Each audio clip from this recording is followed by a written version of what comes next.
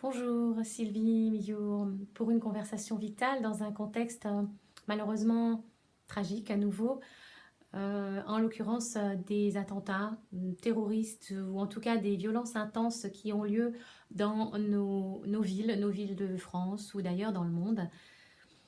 Alors ces moments de violence dans la société civile nous provoquent évidemment des réactions que l'on va qualifier d'émotionnelles nous plonge, nous plonge certains d'entre nous dans un état d'impuissance, de colère, de désarroi, de tristesse très très puissant, très très intense.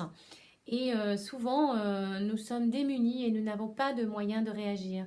Alors, d'agir ou de prendre soin de ce qui se passe en nous à ce moment-là. Et du coup, nous sommes par la même occasion très démunis pour donner quelque chose à la société et pour servir à quelque chose et être d'une manière ou d'une autre utile à l'amélioration de la situation.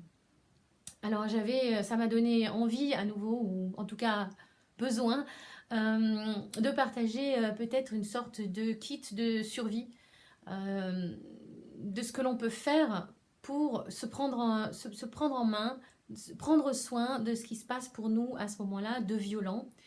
Voilà, et tenter d'alchimiser, de sublimer cette situation pour que le meilleur en ressorte.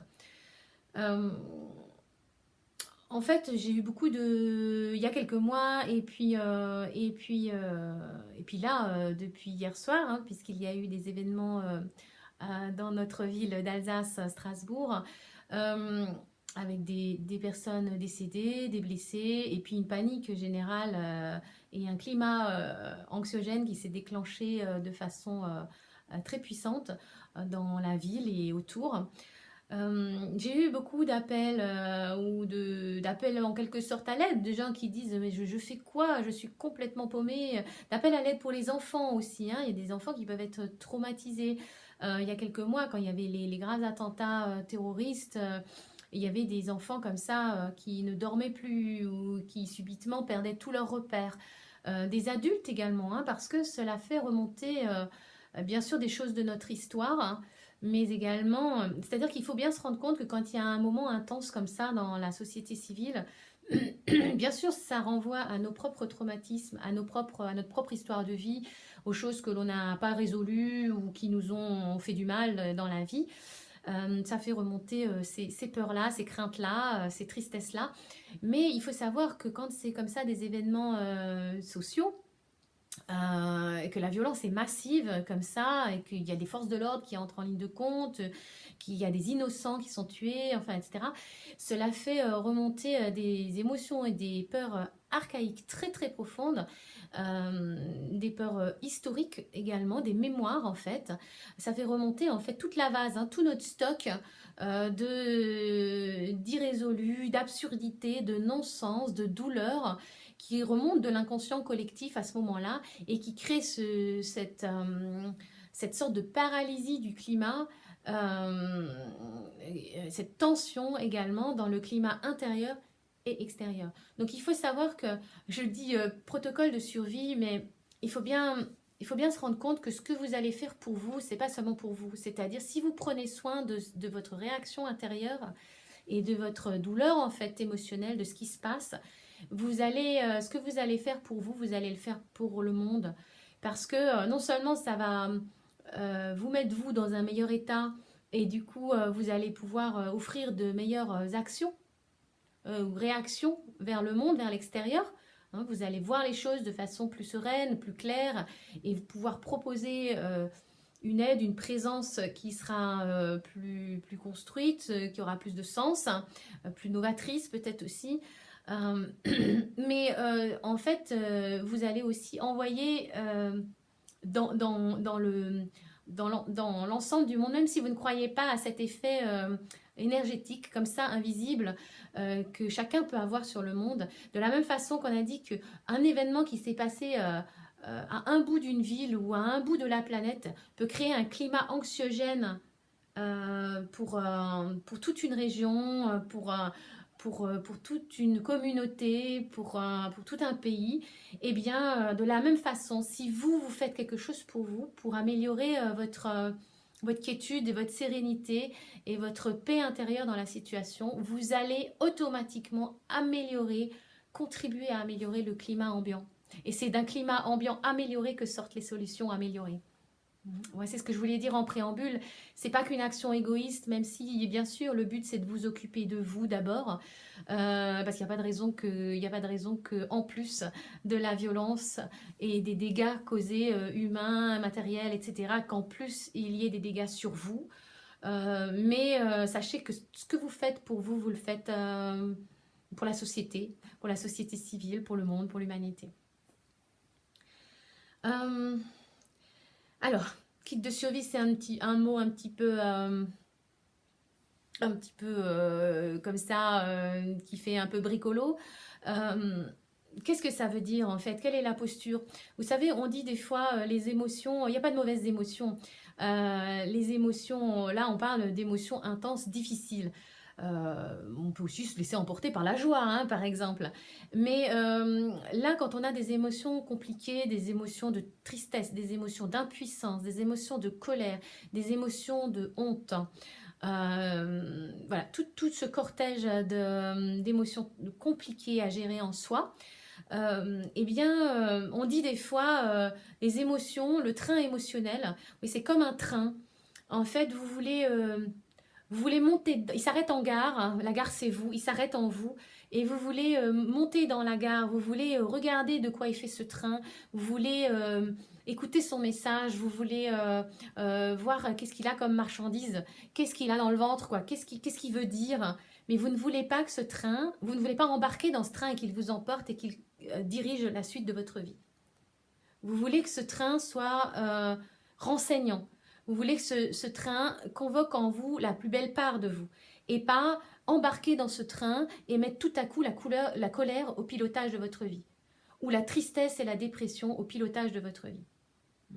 Donc un kit de survie, c'est une manière de comment je peux faire pour avoir une posture, pour réagir, pour entendre, pour prendre soin, pour considérer ce que je vis de difficile, ce que je vis d'horrible en moi, sans pour autant que ce que je vis de difficile en moi devienne le directeur des opérations de la suite de ma vie. Et m'empêche du coup de dormir ou me fasse aller tout casser le lendemain, je sais pas moi, dans un organisme public ou etc. Comment je peux faire pour qu'il en sorte quelque chose de bénéfique pour moi, bénéfique pour la vie, pour les autres. C'est le sens de survie. Ce qui va se passer, c'est que le simple fait de prendre soin en fait de ce qui se passe pour vous va faire que vous allez vous distancer de cette chose. C'est-à-dire que je vais prendre un exemple. Imaginons qu'un enfant, votre enfant par exemple, tombe devant vous, il a très très mal et en plus c'est quelqu'un qui l'a poussé et en plus quelqu'un d'autre passe et s'en fout complètement et lui marche sur la main, donc en fait il est déjà il a mal, en plus il a de la colère, il a de la douleur, il a l'impression que tout le monde s'en fout, bref c'est une boule d'émotions compliquées, il crie, il pleure, il est par terre. Il ne vous viendrait pas à l'idée d'aller vous rouler par terre avec lui et de dire oh j'ai mal, ça va pas, c'est horrible, il s'en fout, tout le monde s'en fout, etc. Il vous viendrait pas à l'idée de faire ça. Qu'est-ce que vous allez faire? Vous allez éventuellement vous pencher, regarder ce qu'il a, dire qu'est-ce qui va pas, qu'est-ce qui se passe, voilà, et très vite vous allez chercher à le ramener contre vous, à le prendre dans vos bras et qu'il vous le dise ou non, vous allez sentir de quoi il a besoin. Vous allez sentir qu'il a besoin d'être rassuré. Vous allez sentir qu'il a besoin qu'on lui soigne sa plaie pour qu'il ne voit plus le sang couler, etc. Vous allez sentir vous allez sentir ce que vous avez à avoir besoin de faire. Et comment vous allez sentir ça? Eh bien, pas en devenant comme lui, aussi douloureux et aussi en peine que lui, mais en le maternant, en le prenant contre vous, en prenant soin. Et là, vous allez sentir où il va vous dire « Ouais, mais j'ai besoin que… » Il va vous dire, selon son âge, selon sa facilité à verbaliser, il va vous dire « Maintenant, je veux ceci. » Et des fois, d'ailleurs, les enfants basculent très vite dès qu'ils ont été pris dans les bras, hein, dès qu'ils ont été soignés, en fait, dès qu'ils ont été pris en considération, ils disent, ils ont juste envie de partir et continuer à jouer. Vous voyez? Parce que le facteur clé, c'est considérer. Le facteur clé, c'est prendre dans ses bras, prendre la situation dans ses bras, prendre soin de ce qui se passe. C'est exactement ce que l'esprit d'un kit de survie dans ces cas-là, c'est vous ne voulez pas nier, vous ne voulez pas faire comme si ça n'existait pas. Parce que souvent, on a deux réflexes, deux directions. Soit on se laisse complètement submerger par l'émotion, d'accord, par l'affect, par ce qui se passe, et ça, c'est mettre l'émotion au pilotage. C'est-à-dire, on va être terrassé, on va rentrer dans une sorte de dépression et on est impuissant. Voilà. Soit, c'est l'inverse. On va faire une sorte de déni. Ça va le faire, ça va aller. Et on plaque au-dessus de ce qui va pas. On plaque une sorte de couche de pensée positive, de pensée constructive, d'action plus ou moins agressive, plus ou moins opérationnelle. Mais enfin, on va faire comme si ça va. Alors, les deux réactions sont catastrophiques, hein, parce que la deuxième, ça peut aussi vous conduire 3 mois plus tard, vous ne savez pas pourquoi, mais vous êtes au plus mal. Parce que vous avez, en fait, vous avez gardé tout le choc à l'intérieur, vous avez mis un gros couvercle dessus et vous ne l'avez pas pris soin, vous n'en avez pas pris soin. Donc dans les deux cas, ce sont des réactions très, en fait, qui vous emmènent pas dans le prendre soin, dans le prendre considération de ce qui se passe, et donc ça vous amène pas non plus dans les actions, les solutions, les perspectives bonnes pour vous et bonnes pour le monde derrière. Ok, alors ça c'est pour les préambules. Alors le kit de survie, il y a plein de choses que l'on peut faire pour accueillir des situations comme ça dramatiques en soi, où on se sent vraiment, vraiment pas bien. Bon, il y a des choses qui sont pas faciles à passer en vidéo, où il vaut mieux se voir en direct, où il vaut mieux voilà, faire des choses d'accueil directement dans le corps, dans l'émotion, etc. Ici, ce que j'avais envie de vous transmettre, c'est un protocole inspiré de la communication non violente de Marshall Rosenberg. Alors, quand on dit protocole, il y en a tout de suite, il y a plein de monde qui a les crocs qui sortent en disant ouais, encore une notice, encore une méthode, c'est quoi ces trucs, dev perso, à la noix, etc. Il n'y a pas de méthode, tout. Bon, en fait, ou alors il y en a, ils vont avoir la réaction, ouais, enfin bon, moi je lis jamais les notices, donc appliquer une méthode, merci, c'est pas mon truc. Alors en fait, ce que j'ai envie de dire, c'est que les méthodes, elles viennent pas de nulle part, elles viennent quand même d'une certaine pratique de la psychologie humaine. Elles viennent voilà, elles ont été modélisées, c'est sûr, parce qu'il faut bien les transmettre, il faut bien pouvoir les passer, il faut bien pouvoir, voilà. Mais c'est pas pour autant que c'est inscrit dans le marbre et que vous ne pouvez pas, que vous ne devez pas vous les approprier et les faire passer par vous, hein. Et puis la deuxième chose, c'est que par rapport à la complexité d'une méthode, en disant oui, mais enfin moi appliquer un modèle, c'est pas mon truc, moi je réagis au feeling, etc.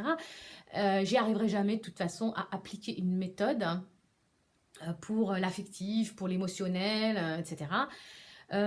Ou pour d'autres choses d'ailleurs. Sachez que en fait, vous appropriez la chose en vous l'appropriant, vous vous appropriez en le faisant. Pratiquez-le 1 ou 2 fois. La première fois, ça marche moyen. La deuxième fois, c'est waouh, mais c'est dingue ce truc. Ça m'a complètement fait pivoter. Ça m'a complètement fait changer d'état d'être, d'état d'esprit. Je vais le refaire une autre fois. Et puis, plus vous le refaites, plus ça devient vous, plus c'est facile. C'est comme, je sais pas, monter sur votre vélo. Vous faites ça depuis 10 ans, depuis 20 ans. Vous réfléchissez plus maintenant. Est-ce que je pose le pied sur la pédale? Est-ce que j'avance? Est-ce que c'est maintenant que je pousse? Est-ce que c'est maintenant que je change de vitesse ou que je freine? Non, vous réfléchissez plus. C'est devenu une forme d'inconscience de la compétence. C'est pareil hein, en matière émotionnelle ou en matière humaine ou en matière... C'est-à-dire qu'il y a des choses, hein, au bout d'un moment, il faut les pratiquer. Et puis, quand vous les pratiquez, après, ça devient simple, ça devient facile, ça devient automatique de prendre soin de vous comme ça. Voilà, c'était encore un préambule un peu méthodo. Ne vous effrayez pas à l'idée que c'est un protocole avec une méthode. Essayez. Et surtout, si ça ne va pas, Si vous n'êtes pas trop bien là, après tout ça, ou bien dans votre vie, eh ben pourquoi pas essayer ce que je vais vous proposer là. Alors, la méthode communication non violente est une méthode de toute façon d'accueil. Hein. De toute façon, à la clé, toujours, il y a ce fameux prendre soin, ce fameux considérer, qui va faire que l'on va accueillir ce qui va pas bien. Accueillir l'ombre. Accueillir, si on veut trouver la lumière, il faut accueillir l'ombre. Parce que c'est sous l'ombre qu'il y a la lumière, qui est toujours là, mais il va falloir plonger, il va falloir accueillir. Il va falloir embrasser ce qui se passe. Alors, je vais vous donner les 4 étapes. Vous pourrez repasser la vidéo pour les noter éventuellement, voire les faire dans votre petit carnet ou les faire en même temps que je parle par rapport à votre situation. Vous pouvez évidemment arrêter la vidéo en même temps que je parle pour prendre le temps d'entendre la question et puis d'y répondre peut-être pour vous. Alors, la première étape, c'est l'étape si on y arrive, hein, si on n'est pas déjà complètement envahi par l'émotionnel, si on y arrive encore, c'est de regarder les faits en zéro jugement. Qu'est-ce qui se passe? Les faits. Qu'est-ce qui m'est arrivé? D'accord? Qu'est-ce que j'ai vu? Qu'est-ce que j'ai entendu? Qu'est-ce que j'ai fait? D'accord? C'est l'étape du juste factuel, zéro jugement. Qu'est-ce qui s'est passé? Qu'est-ce qui se passe? Bah, j'étais en ville, je passais un bon moment avec mes amis, et puis là, tout à coup, il y a eu des coups de feu, et puis ça a été la panique, enfin des mouvements de panique, des gens ont couru partout, je me suis réfugiée dans une cage d'escalier. Les faits. Il n'y a pas la charge émotionnelle, c'est une description. Si vous y arrivez, c'est toujours bon de revenir aux faits, parce que c'est déjà une zone de zéro jugement, c'est une zone factuelle. Ok. Ensuite, très vite, des fois on y est déjà beaucoup, hein, on a déjà plongé complètement dans l'étape 2, c'est-à-dire dans la charge émotionnelle. Donc là, c'est vraiment l'étape d'accueil, c'est comme la considération de l'enfant qui a mal, vous écoutez d'abord ce qu'il a, quoi. Il crie, il hurle, il pleure, il bredouille ce qui lui est arrivé, il raconte, ouais, lui le copain il m'a fait ça, et puis bah tiens, et puis en même temps il y a tout qui sort, quoi. Et puis j'en ai marre, et puis blablabla, blablabla, blablabla. D'accord? Donc ça, c'est votre phase ressenti. Deuxième étape, qu'est-ce que je ressens? Ok? Et là, vous avez 2 endroits. Tiens, il manque la seconde petite flèche ici. C'est pas important. 2 endroits où vous pouvez regarder. Qu'est-ce qui se passe dans mon cœur et qu'est-ce qui se passe dans mon corps? Hein, les ressentis dans le cœur et puis les sensations dans le corps. Alors, les 2 sont importants. Le cœur, ça va être vos émotions. Est-ce que là, immédiatement, vous êtes triste? Est-ce que vous êtes en colère? Est-ce que vous vous sentez impuissant? Est-ce que vous en avez marre de tout? Est-ce que vous êtes désespéré? Est-ce que... etc. Mettez des mots, laissez monter des mots essayez de trouver. Des fois, c'est intéressant de le faire avec d'autres, mais en restant à l'écoute de soi, pas à l'écoute des autres. Laissez monter en vous. C'est quoi l'émotion que je ressens là? Aidez-vous du corps, hein, c'est le deuxième aspect, parce que le corps, des fois, arrive mieux à s'exprimer qu'en mots. Enfin, il a son propre langage que le cœur qui ne trouve pas ses mots, quoi. Voilà. Le corps, il est très important d'accuser réception en fait de ce qui se passe dans votre corps. Pourquoi? Parce que sinon vous allez mettre le fameux couvercle. Et c'est comme ça qu'après vous dormez plus. Ou c'est comme ça qu'après vous déclenchez des phobies bizarres, vous ne savez pas d'où elles viennent. Tout à coup vous avez peur de la nuit. Je ne sais pas pourquoi. Hein, parce que vous n'avez pas écouté ce qui se passait dans votre corps. Peut-être qu'à ce moment-là, il y a une très grosse nuit qui s'est déclenchée dans votre corps et que vous n'avez absolument pas laissé circuler, écouter, laisser passer. Donc vous voulez absolument écouter ce qui se passe dans votre corps. Là, quand je ressens ça, là, hier soir, qu'est-ce que j'ai ressenti? Là, maintenant, qu'est-ce que je ressens? Est-ce que... Il y en a qui vont déclencher une douleur incroyable à la nuque. Il y en a qui vont avoir mal partout, carrément des courbatures, alors qu'ils n'ont pas eu le choc directement. mais qui vont vraiment être courbaturés de partout. Il y en a qui vont ne plus pouvoir parler, ou avoir des pertes d'audition, ou bien qui vont avoir mal au ventre, ils vont être nauséeux. Il y en a qui vont pleurer, mais pleurer d'une manière compulsivement, à ne plus pouvoir s'arrêter. Alors, c'est pas pour interpréter, oui, pourquoi pour moi ça fait ça, etc. On s'en fout, c'est accuser-réception. Vous voulez accueillir ce qui se passe dans votre corps pour le laisser circuler. D'accord? Pour dire, ah oui, c'est comme ça que ça se passe chez moi. Parce qu'il se passe cette chose magique. Dès que vous acceptez, c'est-à-dire dès que vous commencez à regarder les faits et que vous commencez à regarder vos ressentis de cœur et de corps, il va se passer un effet de distanciation. C'est-à-dire qu'il y a une autre partie de vous qui va se réveiller, une sorte de grande sœur ou de grand frère qui va regarder la situation de plus haut ou de plus grand ou avec des grands bras. Vous voyez? Donc vous voulez absolument accueillir, si possible mettre des mots, ou au moins sentir consciemment ce que ça vous fait dans vos ressentis. Et c'est là que nous arrivons à la troisième étape. Et souvent, en fait, alors je ne sais pas si je peux le montrer comme ça, souvent c'est à cette étape, à ces deux étapes que la société civile s'arrête. Alors les journalistes nous rabattent de faits plus ou moins objectifs, hein, les médias, les réseaux sociaux, la politisation de la chose, les interventions de résolution du conflit ou du problème. Tout ça va nous bombarder de faits, de nouvelles plus ou moins fake, hein, plus ou moins justes, plus ou moins réelles et objectives. Et puis nous allons être du coup intérieurement bombardés de ressentis, les ressentis globaux de l'extérieur et puis les nôtres qui vont nous bombarder. Et souvent, voilà, on va grenouiller là dans cette zone très orageuse. Vous verrez tout à l'heure que je dessine un iceberg et on ne va pas descendre plus profond dans l'iceberg alors que c'est plus profond qu'il y a la ressource, c'est plus profond qu'il y a les solutions. Bonne pour vous et bonne pour le monde. Hein. On va rester en zone de tempête en fait. D'accord ? Donc, nous voulons descendre dans une troisième zone qui va être la zone du besoin. Alors, la zone du besoin, c'est de vous demander, une fois que vous avez passé en revue les faits, une fois que vous avez passé en revue ce que vous ressentez profondément dans votre cœur et dans votre corps, demandez-vous, en toute conscience, avec beaucoup d'indulgence pour vous-même et de tendresse pour vous-même et pour ce qui se passe, demandez-vous, mais de quoi j'ai besoin maintenant? De quoi ai-je besoin maintenant?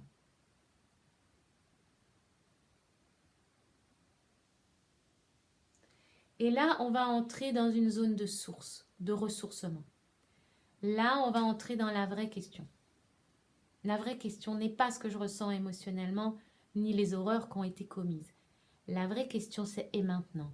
Maintenant, qu'est-ce qui se passe en moi vraiment profondément et qu'est-ce que j'ai besoin? Et là, laissez venir. Prenez du temps. Si vous voulez, ouvrez la question et puis ne répondez pas tout de suite. Laissez venir, ça va venir. Le simple fait d'ouvrir la question va faire naître des réponses. Ben, j'ai besoin de calme. J'ai juste besoin de continuer à pleurer. J'ai besoin de silence. Il y a beaucoup de gens là, j'ai vu sur les réseaux sociaux par rapport à hier soir, il y a eu des personnes qui connaissaient les victimes, hein, les personnes décédées. Et donc, il y a beaucoup de personnes qui ont proposé leur aide. Si tu veux, je peux venir. Si tu veux, etc. Et en fait, il y a des personnes qui répondent, non mais j'ai juste besoin de silence. Ça peut être juste ça. Laissez venir. Et le besoin va être évolutif. Hein, le besoin que vous avez à 8 h du matin n'est pas forcément le besoin que vous allez avoir à 13 h de l'après-midi. Reposez-vous plusieurs fois la question. Et maintenant, de quoi ai-je besoin? Et laissez venir, humblement, simplement. J'ai besoin de voir des personnes. J'ai besoin d'échanger. J'ai besoin d'en savoir un petit peu plus parce que je ne comprends pas et je trouve ça tellement absurde que j'ai besoin d'avoir quelques éléments d'information. Des fois, ça peut faire du bien. Attention, hein, des fois, ça peut être l'inverse. Ça peut attiser vraiment Dans ce cas-là, vous recommencez le processus. Ok, vous avez eu besoin d'informations, vous êtes allé en chercher et ces informations vous ont mis dans un pétard pas possible. C'est pire qu'avant, vous êtes encore plus en colère. Alors vous recommencez. Qu'est-ce que je ressens? Avant, je ressentais. Maintenant, je suis allée chercher les faits, je suis allée chercher de l'information. Je pensais que ça allait m'apaiser. Là, c'est la catastrophe. Dans le ressenti, avant, je me sentais triste. Maintenant, je me sens carrément en colère. Ok, vous continuez. Quel est mon besoin maintenant? Vous voyez, c'est un processus d'alchimisation pour prendre soin de ce qui se passe au moment où ça se passe et pas laisser couver ou stagner en surface en zone de tempête. Donc, quel est mon besoin maintenant? Et laissez venir le besoin. Il n'y a rien d'autre à en dire. Je ne peux pas vous dire quel sera votre besoin. D'accord? C'est la phase 3. Et la 4e phase, quand vous avez reçu en vous les besoins qui viennent de cette charge émotionnelle maintenant, pour prendre soin de cette charge émotionnelle, vous allez avoir une formulation de besoin. Elle est forcément positive. Vous n'allez pas dire, à moins d'être vraiment psychiatriquement dans un très mauvais état, vous n'allez pas dire, bon, bah, maintenant j'ai besoin d'aller me jeter sous un train pour en finir. D'accord? En général, quand on se demande à soi-même, ou quand on demande à un enfant de quoi il a besoin quand il s'est fait mal, eh bien, va venir quelque chose de constructif, va venir quelque chose de positif, même si c'est pas grand-chose. J'ai besoin d'aller me faire un thé, quoi. J'ai besoin d'aller prendre l'air. Des fois, c'est aussi simple que ça. J'ai besoin d'aller voir quelque chose qui fonctionne, quelque chose de vivant, je sais pas, la nature. Voilà, parce que j'ai besoin de voir que sur la planète Terre, il y a encore des choses qui fonctionnent. Bon, c'est aussi simple que ça. Des fois, c'est pas grand-chose. Ça fait rien. C'est important d'écouter ce besoin. Il y en aura d'autres qui viendront derrière. Ok? Et donc, derrière le besoin, eh bien, il y a la 4e et dernière étape qui est la proposition d'action. Qu'est-ce que du coup je peux me proposer maintenant qui aille dans le sens de ce besoin, d'honorer ce besoin? Et vous comprenez que la proposition d'action qui va venir du besoin va pas du tout être la même proposition d'action que celle qui vient du ressenti premier. Parce que si je demande à ma tristesse qu'est-ce qu'elle veut faire, eh ben ma tristesse, elle risque de me dire jette-toi sous un train. Hein. Par contre, si je demande à mon besoin d'être rassuré, mon besoin d'information, mon besoin de tranquillité, mon besoin d'aller voir la nature, mon besoin d'aller voir un ami, mon besoin... Quelle est sa proposition d'action? Ça va être une proposition d'action, on va dire, positive, même si je n'aime pas trop ce mot. Constructive, qui a du sens. Ok, la couleur de l'action n'est pas du tout la même. Si vous demandez l'action directement au ressenti, à la charge émotionnelle difficile, vous allez avoir une proposition d'action à la couleur de ce ressenti difficile. Si vous demandez une action ou une proposition à votre besoin profond, vous allez avoir quelque chose qui a la couleur de ce besoin profond. Une action qui a la couleur, la vibration de ce besoin profond. Ok? Et donc, vous avez 2 types de propositions d'action que vous pouvez vous faire, soit à vous-même, ça c'est la catégorie j'ai besoin de me calmer, j'ai besoin d'aller dans la nature, j'ai besoin de me faire du bien, j'ai besoin de parler à un ami, j'ai besoin de pleurer, j'ai besoin... Bref, ok, j'ai besoin d'aller prier, j'ai besoin de... etc. Et vous pouvez sinon également, petit à petit, avoir une proposition qui émergerait vers l'autre, vers l'extérieur, vers la situation. Et c'est là que vous pouvez avoir par exemple des gens qui disent bah, j'ai besoin de me rendre utile. Je vais aller dans la rue, je sais que dans le quartier là-bas, tout à l'heure, j'ai vu tout un groupe de femmes pleurer, je ne sais pas, j'ai besoin de me rendre utile. Ou je vais aller dans l'association Chose Bidule pour voir ce que je peux faire. Ou je vais, je ne sais pas moi, écrire une carte, puisque je connaissais de près ou de loin la victime, je vais écrire. Ou je vais aller allumer une bougie, peu importe l'action. où je vais aller m'engager pour essayer de trouver des solutions, où je vais, etc., etc., etc., où je vais réparer les dégâts, ou bon. C'est alors une action qui viendra vers la situation, vers les autres. Voilà pour le protocole en 4 étapes. Et évidemment, il est itératif, c'est-à-dire il est évolutionnaire, c'est-à-dire que ne cherchez pas à faire tout de suite une action extraordinaire qui va tout changer la situation. De toute façon, on n'a pas ce pouvoir et qui va tout à coup faire que vous êtes super bien. Hein, on n'a pas non plus une baguette magique et puis ce serait à la limite irrespectueux de la situation et de ce que vous vivez et de ce que vivent les gens que de tout à coup sauter ouais, enfin moi ça va, tout va bien, je ressens plus rien, c'est bon. Non, non, c'est pas ça qu'on vise. On vise juste à prendre soin de ce qui se passe en soi pour qu'en sortent les actions les plus appropriées. Ainsi, vous ne serez pas en réaction permanente, mais vous serez en production d'actions, de vraies actions bénéfiques pour vous et bénéfiques pour le monde, pour la société, pour les autres. Et du coup, en tout cas, vous ne serez pas en train ni de mettre un couvercle, ni de vous laisser embarquer par la charge émotionnelle au point de ne plus voir qu'il reste de la lumière sur la terre, qu'il reste de la joie, qu'il reste des possibilités. Voilà, donc évidemment raconter comme ça, je ne sais pas combien de temps fait la vidéo, ça paraît long, mais vous voyez en fait c'est simple, c'est une sorte de descente dans le fond de l'iceberg. C'est juste les faits, les émotions que je ressens, mais quels besoins profonds j'ai maintenant et quelles propositions je peux me faire ou je peux faire aux autres maintenant pour, pour qu'ils sortent le meilleur de tout ça. Ce qui est derrière, c'est une spiritualité, une philosophie profonde sur la vie aussi. C'est de dire qu'en fait, personne n'a envie de légitimer les épreuves, les horreurs, les violences, les absurdités. Nous avons tous en nous la peur archaïque que tout finisse, que le monde soit un non-sens, que tout conduise à la mort de tout et que tout demain soit fini et que nous nous sommes pulvérisés nous-mêmes. On a tous cette peur en nous. Mais allons-nous la nourrir? Allons-nous rester strictement dans le ressenti? Allons-nous faire gagner la charge émotionnelle de ce qui vient d'arriver, de l'épreuve ou de la violence qui vient d'arriver et la mettre au pouvoir?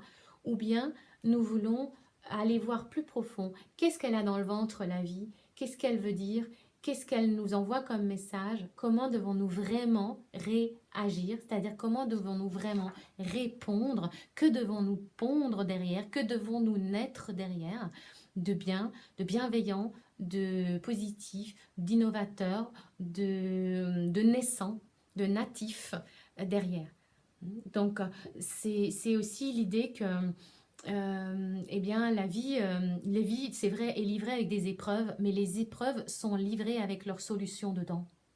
Mais c'est à nous d'aller plonger dans l'épreuve, dans ce que nous ressentons, dans ce que nous vivons, pour aller en extraire les pépites. Et les pépites, c'est toujours nous. C'est toujours nous qui devons nous réveiller, qui devons bien veiller au départ à ce qui se passe, et puis nous réveiller pour redonner au monde la suite, nous redonner à nous-mêmes et redonner la suite de la vie, la régénération de la vie, etc. Donc c'est une manière aussi de nourrir sa foi, de ne pas mettre l'ombre au pouvoir et de dire la vie elle est lumineuse, mais c'est sans cesse aller chercher où elle est. C'est sans cesse aller chercher sous les couches ce qui se trame, ce qui est vivant et ce qui a envie de se donner, de se réveiller, de s'allumer. Voilà, je vous souhaite d'accueillir tous ces moments pas faciles, j'allais dire avec de la tendresse pour vous-même et puis pour les autres, pour la vie. Dans la foi que le meilleur est dessous, le meilleur est au profond et puis le meilleur peut sortir. Belle paix à vous, belle lumière.